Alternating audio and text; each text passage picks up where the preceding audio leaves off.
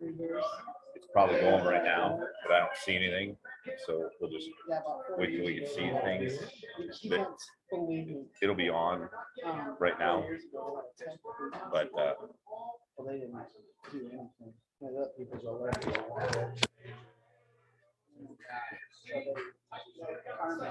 all right, we are live. It looks like it's going to be delayed because of the internet, so we don't have to worry about looking at that. Okay.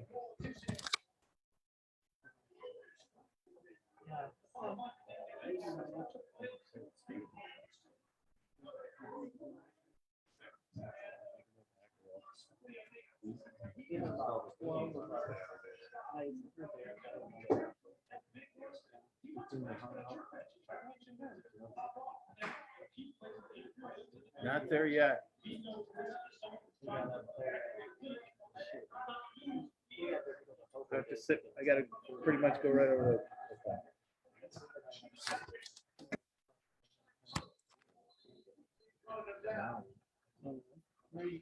Okay, we are live here at Shenanigans. Again, we got a little delay here because of the internet we got working here, and I'll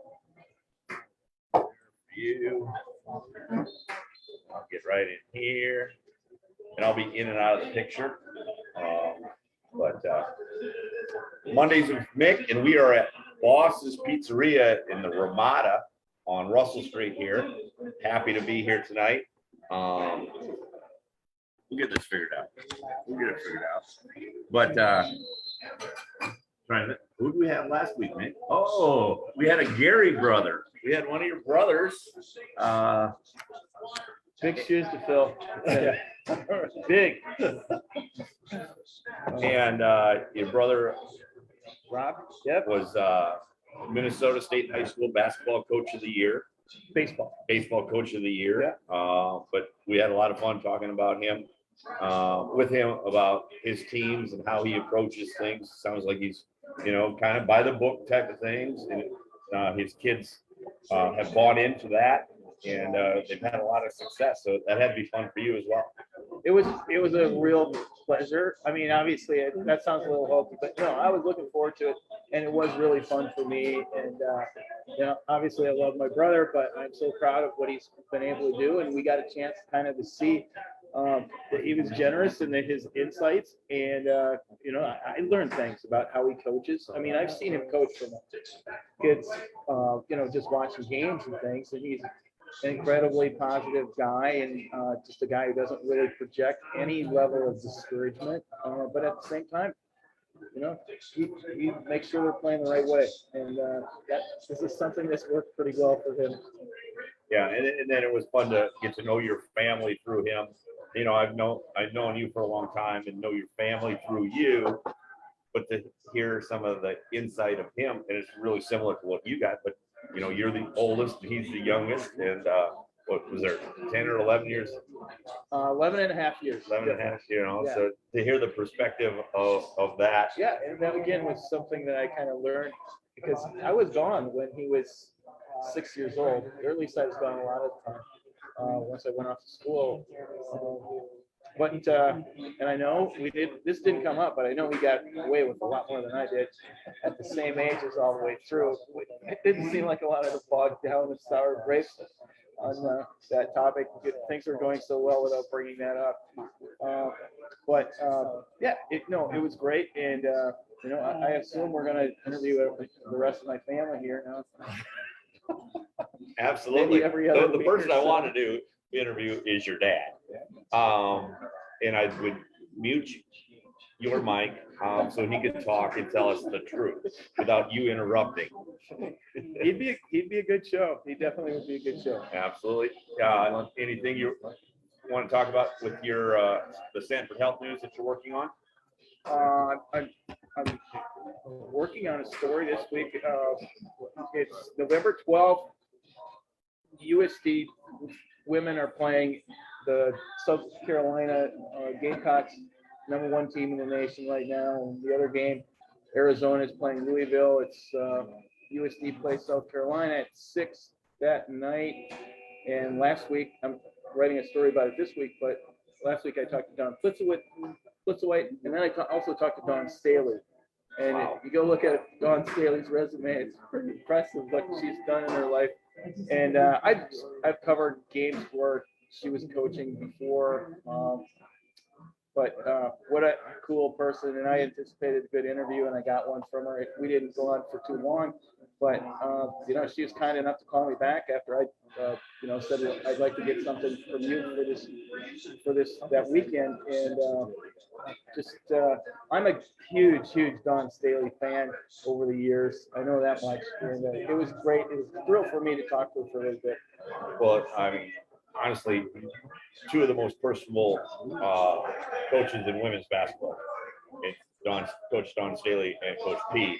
And, you know, I'm sure you brought this up that Coach P is probably making as much as Don Staley. I think she just got a $40 million contract. So I guess Coach P, if you're watching, you know, I'm sure. I told her, I said, you win that game, first thing you do, you don't even go shake hands. You go up to Herbie and go, I want Staley money. Yeah, absolutely. And they've played them well in the past. And other top 10 teams, you know, they played really well. Yeah, they lost them, two of them last year. They lost them by 10 last year in a game that nobody could see. This year they were going to be able to go to those games. So I'm looking forward to it. Awesome. Again, we're here at Boss's Pizzeria in the Ramada Hotel, but it's a own little bar here. We got great pizza here, Mick. We've been here before. We made their pizza. I think we might have to have a pizza tonight after this. I'm getting hungry just being here. So, Boss is my go-to pizza. I can say that. Awesome. I'm not a paid endorsee or endorser either. Awesome.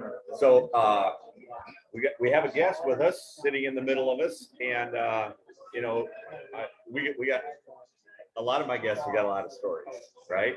Well, we'll get to some of the funny stories maybe between Tim Hoover, a longtime friend of mine, and you know, but we wanted to talk to you first of all about your coaching. You're doing a little coaching, and you had a pretty big weekend a couple weekends ago. Yeah. So, Tim Hoover, you're the head coach at Sioux Falls Lincoln. Right. First of all, thanks for having me. I love what you do with this. It's a lot of fun. It's entertaining. Listen to everyone else. You kind of get the inside scoop on people a little bit more than you would expect otherwise. We've been at Lincoln since 2011. I was asked by another guy, Coach Red Trent Dugash. He's actually a teacher at Lincoln, and he asked me back in 2011 if I'd be interested in coaching. And I said, it's kind of funny because I was out of town for work and I was coming back, and he asked me while I was driving if I'd be interested. And I said, sure, yeah, sounds like fun. And always kind of wanted to get back into it. I coached 7 or 8 years previous, and he was like, all right, well, would you like to coach a JV team? And I said, yep. And I said, you know, what are your expectations? You know, when do we start? You know, what else you got for me? And he said, well, it was a Friday. And he said, well, we start tomorrow. You play at 8 a.m. You have 3 games. You got to be there at 6:45. And I was like, oh, all right. Thanks for helping me prepare. But so I've been there since 2011. Trent's been there since 2010. And the first 5 or 6 years, it was kind of a rough go at it. We took our lumps, and probably 5 of those years were 20+ losses, and then one season that we had a 30+ loss. And but the last 4 years, probably the last 4 or 5 years, we've had some real committed, talented kids, which makes the coaching that good too. But 2018 we ended up getting second. 2019 we ended up beating Roosevelt for the championship. 2020 Harrisburg beat us, and then we got them back this year. Awesome. So as your programs kind of evolved, there were some tough times. Wins are tough. even when you're on a winning streak, wins are tough. You know that as a coach. Right. But you know, how did you keep the kids engaged and be able to make that step to start winning more games and to, you know, get over that hump and now winning some state championships? That's pretty impressive in that short time. What's helped us is, so I've been there since 2011, Trent 2010.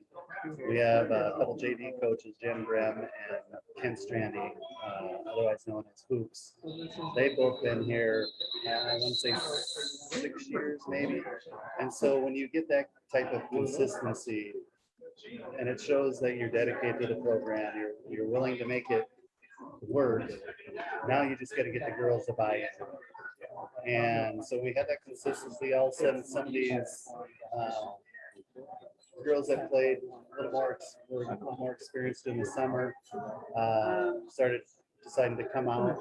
And then we had some new kids getting to Lincoln as ninth graders. And all of a sudden it started kind of consistency and just new players coming in. It kind of helped build itself. So softball is a club sport in South Dakota right now, but your Sioux Falls Lincoln. So how can you maybe tell us how that works? Do you go to school to have your meetings, or you know, do you do everything at the field? You know, how does it work with it not being a sanctioned sport? One benefit we have, and some of the other schools do also, is that Trent Dugash is a teacher at Lincoln. So he's kind of does the inside stuff and contacts the players, helps write the emails along with the Booster Club to get fundraising figured out, those type of opportunities. And so he's kind of connection between the players. I have kind of a different job, so I am not around there unless it's just practices. So I'll get the practice plan set up. And it's worked really well. The other two coaches are also outside. But the big benefit too is when you have dedicated parents that join the Booster Club for your particular sport and are dedicated in the fundraising, whether it's a Super Bowl board, World Series board, Krispy Kreme, kind of a fundraiser. Once you get that backing and you get that, and again, I come back to the consistency part. When you got the coaches that are consistent, and you get players that are buying into what the coaches are trying to sell, and you have a Booster Club that's really takes all that off your back, so you don't have to worry about that, and a coach within, that kind of gets you started on the right foot and it's carried over ever since. Awesome. So let's talk about this year.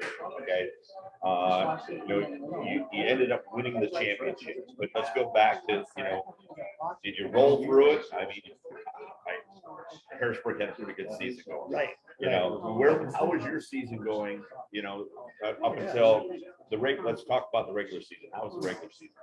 Regular season, we were, let's see, so we went 5-1 in the tournament. So we were about 20-2, I think. So pretty good. Yeah.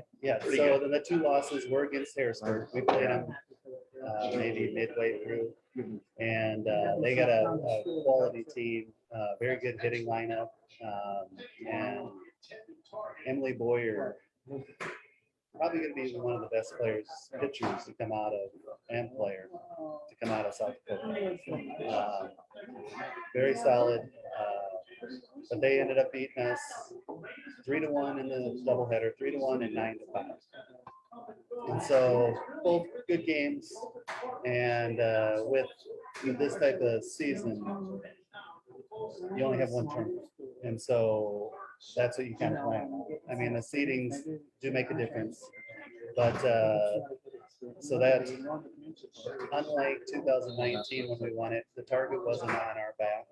Harrisburg went through to the state tournament undefeated, and so we didn't have that type of pressure on us. The thing was is we only had 3 players back from 2019, which makes it even more fun that new players got to enjoy that part of it.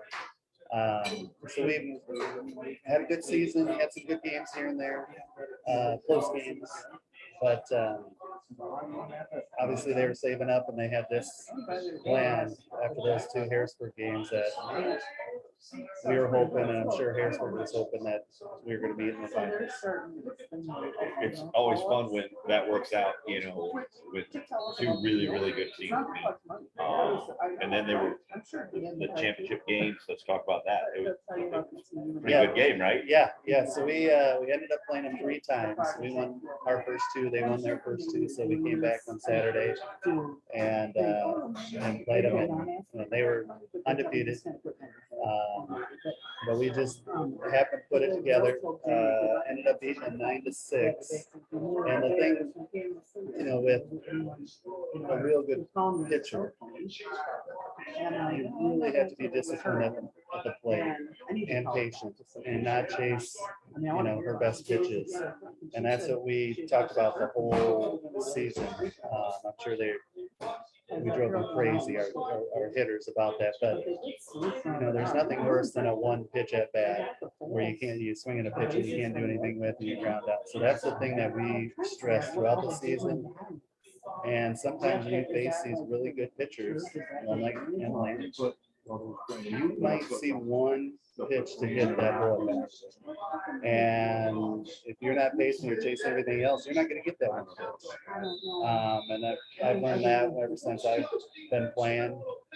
And so that's what we kind of stressed. And, even the fact that you might go to the plate if you're lucky, without a time limit or whatever, and you have 4 at bats, and let's say the first 3 you strike out against a good pitcher, dealing with adversity is another thing that we covered, and you got to forget all that previous at bats. They make an error on defense, you got to forget that stuff. If you have that on your mind, you're not gonna play the way you can. The next opportunity is not going to be. You're not going to be successful in the next opportunity. So the first game we put it together, beat them 9-6. They went and they had to play another game. I believe it was against Yankton. Won that one. They came back, and we were hoping only to play 1. But